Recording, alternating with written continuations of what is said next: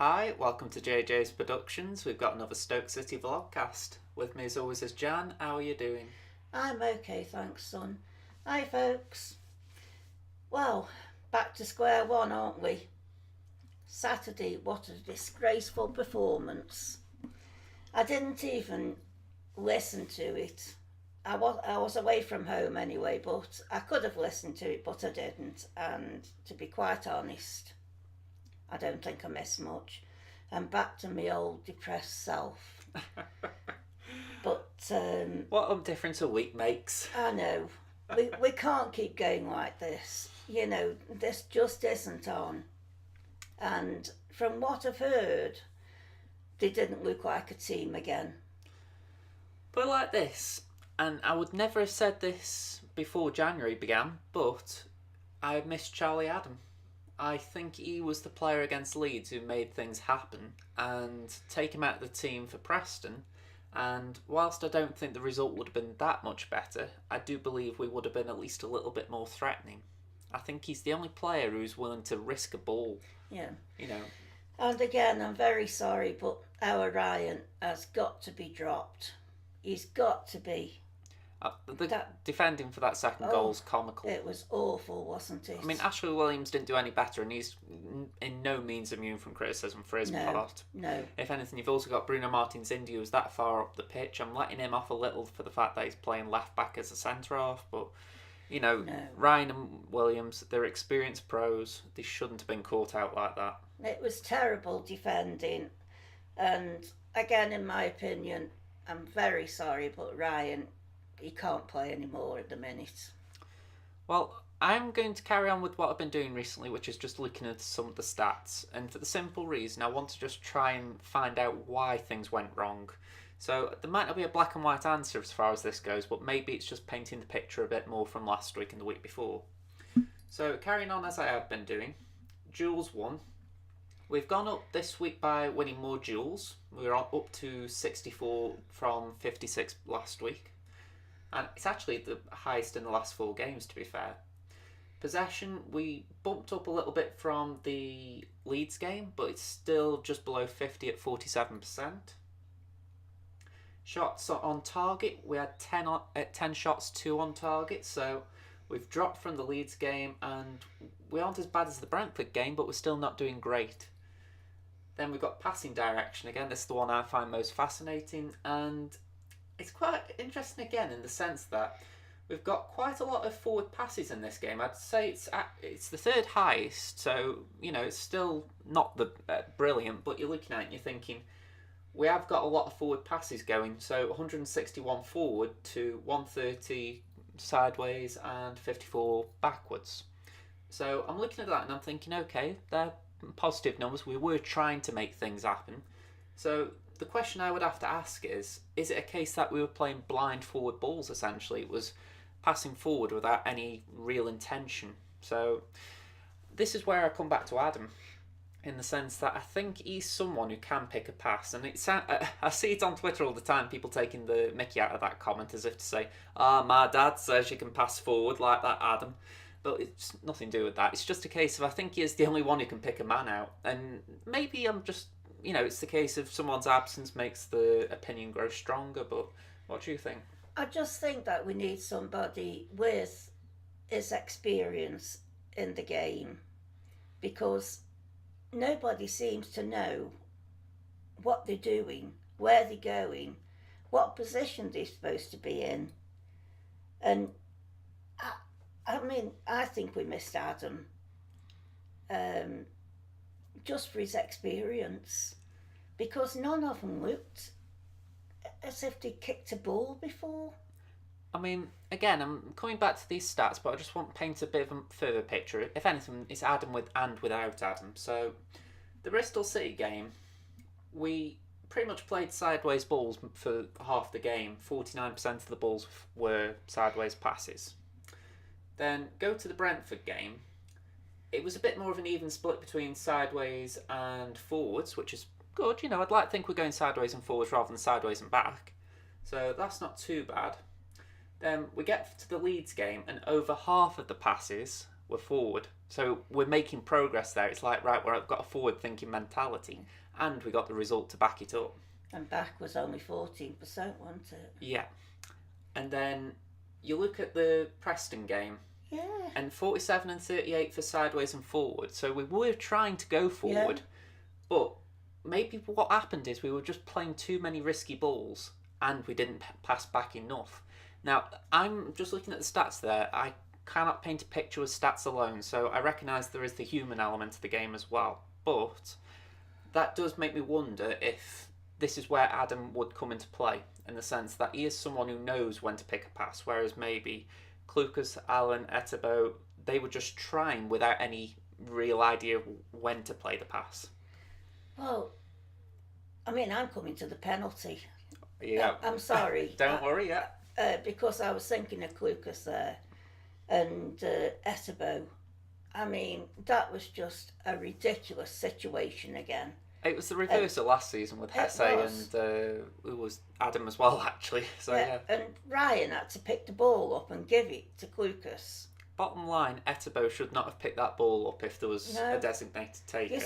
This is what I mean. It's childish. It's, oh goodness. I know. Frustrating. I know Clucas had an iffy game, to say the least.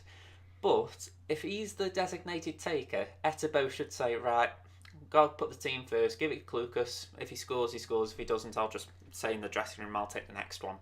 But instead, by putting the pressure on Clucas, by taking the ball and sort of, having a bit of a to-do about it, suddenly Clucas has got more pressure than before, especially with our current penalty record. We're pretty much dying for a penalty to go in for us. I mean, as soon as they did that, you knew it was going to be missed. Yeah, I mean, to be honest, I think a lot of people knew it was going to be missed before that, but you know what I mean? That's just how our record's been lately. I mean, we've got one of the most unenviable penalty stats going, in the sense that we have scored the least when given an opportunity to score a penalty, but we've conceded the most when we've actually conceded. Jack's made one in my entire memory, which was in the Chelsea League Cup quarter-final or last 16, I can't remember which, but yeah, it's a long time ago. So that's terrible stats, that is. Yeah, pretty much we need to watch out what we're doing in both boxes, scoring the penalties and not conceding at the other end, because we aren't saving them. I only brought the penalty up because of Adam. Yeah. I mean, if he was on, I think he would have taken it anyway. Yeah, I think Adam would have been a cert to take it. I mean, that's even with if a Phobie had been on the pitch. I think Phobie should be the number one, but I don't know what's going on there, to be fair. I mean, Crouch, he can take a penalty. Why didn't he put his hand up? I'd rather my striker taking it than a sort of defensive-minded midfielder. But anyway, that's sort of by the by, I guess. Well, I don't know what goes through his heads. I don't, honestly.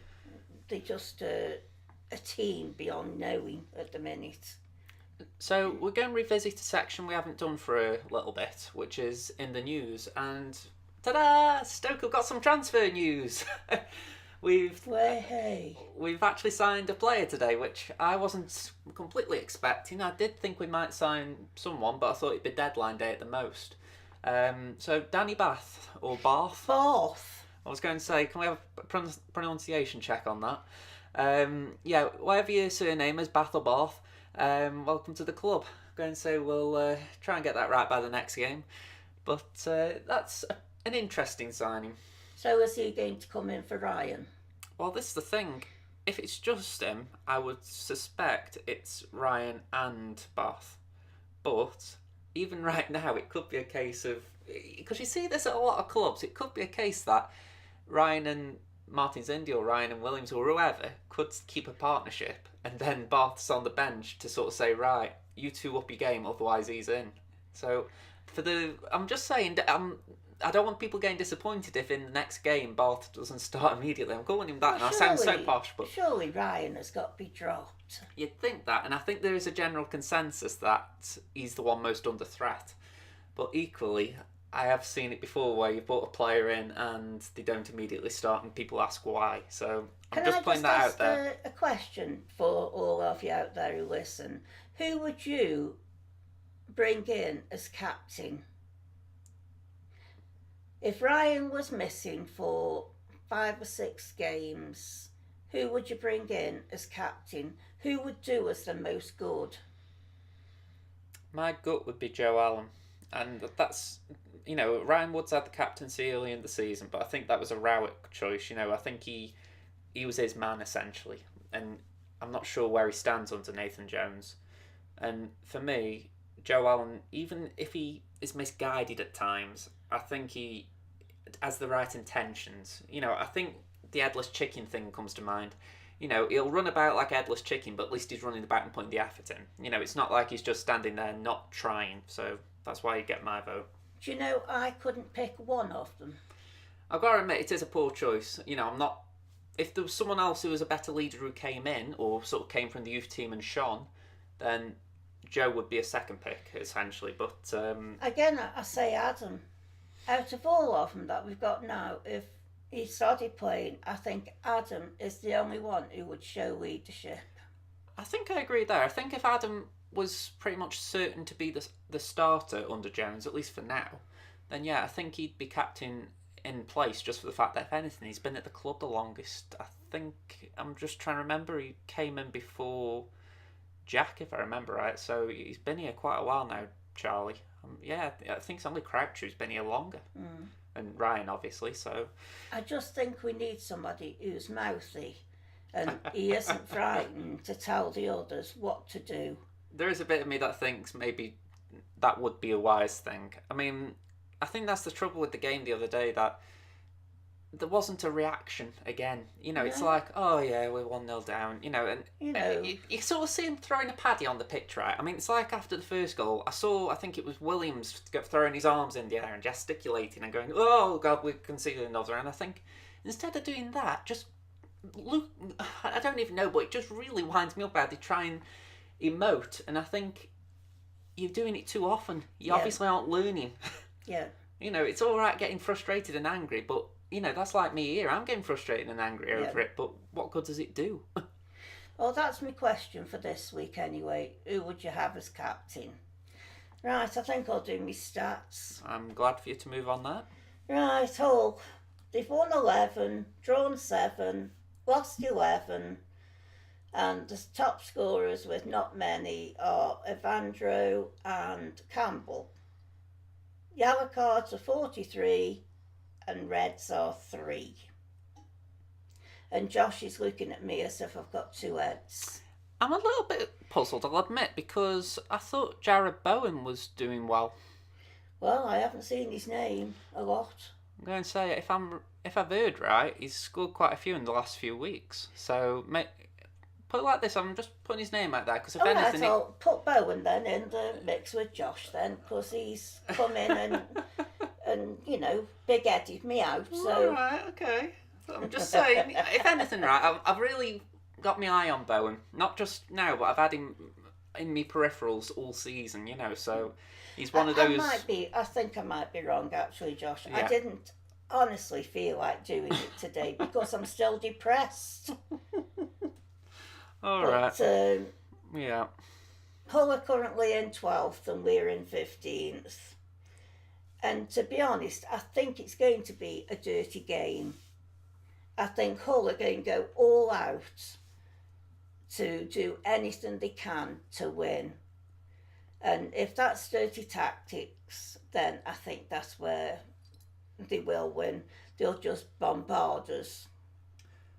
Well, I can't speak for the discipline, just for the fact that it doesn't really strike me much either way as far as what I've seen of Hull. But what has really impressed me is how they stuck with Nigel Adkins after a really iffy start to the season. I'm saying iffy to be polite, because I think after we played him especially, I was looking and thinking, how are they going to stay up? And not only have they improved, they've actually surpassed us. Yeah. And it's been an incredible run of form they've been on. And one of the things that has really got me was Jared Bowen, and that's why I was sort of raising the eyebrow, because even though I haven't seen his name a lot in the ticker on Soccer Saturday or wherever, he seems to be the player that always gets associated with Hull. He's like well, maybe not the maverick even, but he's the inspiration. And put it like this, I'm actually curious if we're going to play Josh Tyman on Saturday, because by all accounts he had a terrible game against Preston. But I think there are two reasons why I would pick him. And it's one, it's his former club. Players tend to raise the game a little bit there. But also the second one is, how many times do you think Josh Tymon growing up, because we played against Jared Bowen, both youth prospects from Hull, Tymon moved on, but Bowen stayed. What are the odds that Tymon knows some of Bowen's tricks? Yeah. I think it could be a reason for him to stay in the team for one more game, at least to see if he has got something there. If it turns out Bowen surpassed him and he's run ragged, then yeah, we've unfortunately got a pretty poor picture of Tymon for the rest of his time here. Well, personally, I'd love to see him on. And Campbell. Yeah, I think... And Edwards. I think Edwards deserves a chance. I mean, Bauer's come back in and hasn't done a lot. I think he's there for his attacking contributions, but equally, I don't think he's actually making the most of it. I think he's sort of... If anything, I feel like maybe he's making tackles here and there that are all right. I think I heard he made a good block shot in the Preston game. But you're looking and thinking, you aren't actually contributing up the other end. And maybe he needs game time, which, I can't really comment in the sense of if he is looking unfit. But why not try Edwards and see what he can do in this system? Yeah, I think we should bring more youngsters in and just say how they can cope with it, because the senior team aren't coping. I mean, another thing that's been brought up today is Stoke have been linked with... This should have been in the news, by the way. But Stoke have been linked with Burnley striker Sam Vokes. He's 29 years old, and we're willing to pay £9 million for him, apparently. But Burnley want more. Now, this has divided the Twitterverse in the sense that there's some who understand the logic of the signing, in the sense that he's the type of player we need who can hold the ball up, score goals, and he might bring the best out of Afobe or Campbell. The other side of it is, why are we going for a 29-year-old for just short of double million figures with very little resale value? And on a personal note, which I haven't seen but it is my opinion, if you bring in another striker, you're blocking Campbell's progress, because it's most likely Campbell who gets dropped at the expense of the new striker instead of Afobe. So what I'm sort of getting at here is, surely we need to find a way to suit both the strikers we've got, or maybe find a solution that doesn't involve a target man, rather than what we seem to be doing, which is going for another player. I mean, what's happened to Ince? Where's he gone? If we played the diamond, Ince would play behind the two strikers. But in the last two games, we haven't played the diamond. We've played more of a flat three in midfield. And Ince hasn't got a part in that shape. So it's a bit awkward for him. It's the same thing with James McLean, who, just for the record, and also in the news, he's been linked with a move to Nottingham Forest. There's also been a swap deal mooted with their player Ben Osborne. Get that right, Ben Osborne. So that would be interesting, because I've heard Ben Osborne's name a fair bit when I've looked at Forest. Not as much as Joe Lolly, but he still seems someone who is prominent in their team. So if they wanted McLean and we got Osborne, I'd be quite happy at that. But I don't know, that one could be just a paper talk, same as the Vokes one, to be fair. But well, they haven't got long now, have they? So at the time I think they've got to get the finger out and do something. At the time of recording, we got about 48 to 72 hours thereabouts. Yeah. So not long at all. Yeah. And just going on with the news, I don't know if any of you heard the radio interview with the nutcase on Thursday. Oh yes, Tony Scholes. I mean, that was pathetic. Okay, so this is where I'm standing, in the sense that I didn't feel like there were enough callers. Okay, I heard that on Praise and Grumble the day after, people were calling up to complain, and the people on the radio were saying, well, why didn't you call up then? And I completely agree. I think there weren't enough questions asked of him. So I'm standing here and saying I didn't call up either. So, I recognise that maybe you hadn't got the time, but you were able to listen. But you text. I did text, but I didn't get through. But, it's just a case of, you think to yourself, maybe he could have been pushed a little bit harder. He's definitely a politician, that fella is. He's got politician training, that's for certain. He starts off on his question by repeating the question. plus goes at a snail's pace as he answers it, so that way you're cutting down time for extra questions. And all he does is repeat himself constantly. I'm not even getting in out what I think of him. Put it like this, I would like a second opportunity at that, because I think it would be interesting, those who've had a few bites at him in the last couple of days. I think it'd be interesting to see if they'd be willing to take a second chance at asking something of him. And asking questions quickly and not getting all round Tunstall to get to Stoke. Yeah. But, yeah, I'm curious what will happen if that happens, because they have said that they're willing to do a Meet the Fans, him and John Coates, so... I was going to say, it would be interesting, especially if we have an iffy transfer window, so I would not be surprised. I'd love to go there. It wouldn't surprise me if it's postponed indefinitely if we have a poor transfer window. But, but just going back to Hull for a minute, because it is the Hull episode, what are your thoughts in regards to playing them? And I'm not talking about the prediction yet, but what are your thoughts? Well, with Hull, they've never bothered me before. Do you know what I mean? Like when we're in the Prem and they were in the Prem, I didn't think, oh God, we're playing Hull. No. They were just another team. But this time, I'm feeling a little bit of pressure.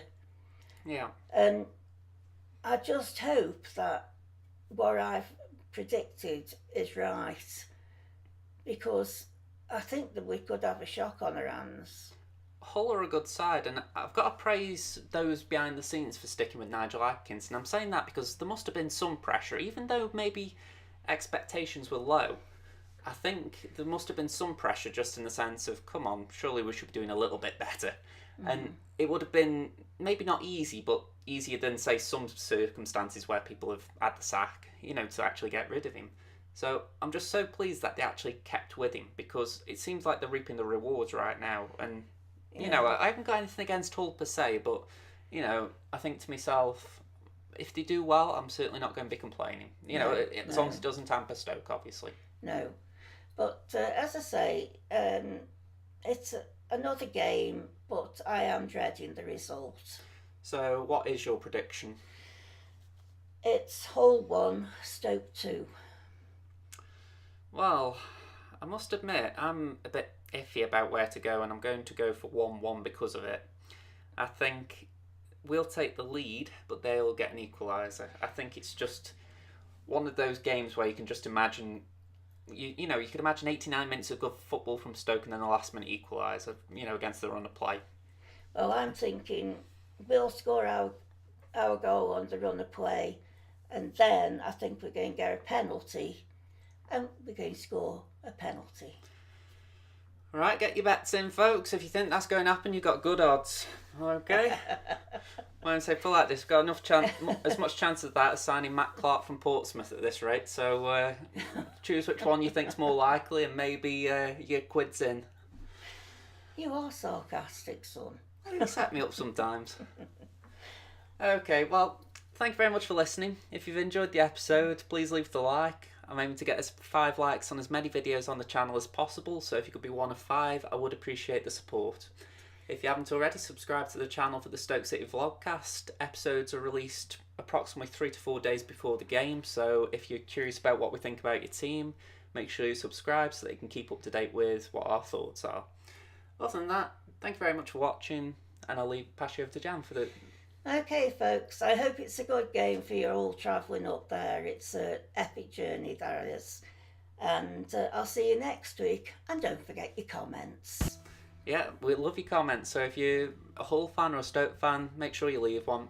Thank you very much. Bye. See you next time. Bye all.